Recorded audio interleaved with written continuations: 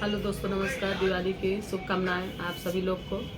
भाई और बहनें, आप लोग को कोटि कोटि प्रणाम। मैं माता जी का सोहर सुनाने जा रहा हूँ। आप लोग को अच्छा लगे तो कमेंट करके बताइए गाना कैसा लगा। नमस्कार। अगवा जे खड़े हैं राम त पिछवा भैया लक्ष्मण वो सखिया बिचवा में खड़ी है सीता लगे बड़ी प्यारी नु हो सखिया बिचवा में सीता बड़ी प्यारी जनक के दुलारी नु हो।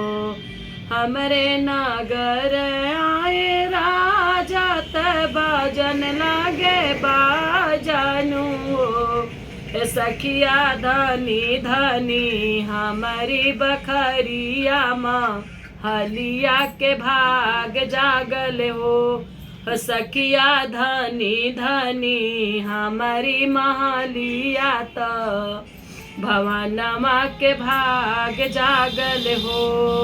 सीता के सुंदर सुंदर मुखवा ताके मन भावन हो सीता के सुंदर सुंदर मुखवा लागे मन भावन हो सखिया अखिया लागे मृग नयनी नजरिया न लागो सखिया अखिया लागे मृग नयनी नजरिया न लागे हो।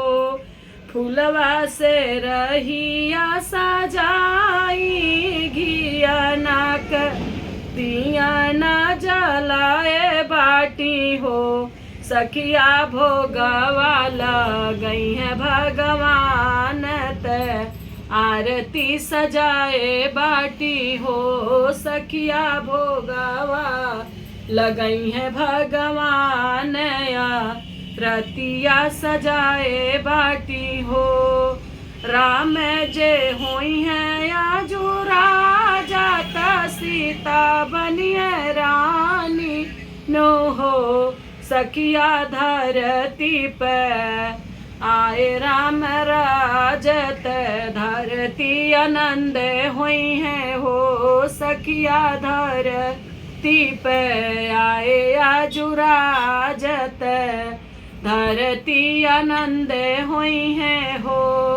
देवता जे फूल बरसावे मनई गावन हो सखिया लोगवा भैल बड़ खुशहालत राम गुण गावल हो सखिया लोगवा जे भैल खुशहालत राम गुण गावल हो।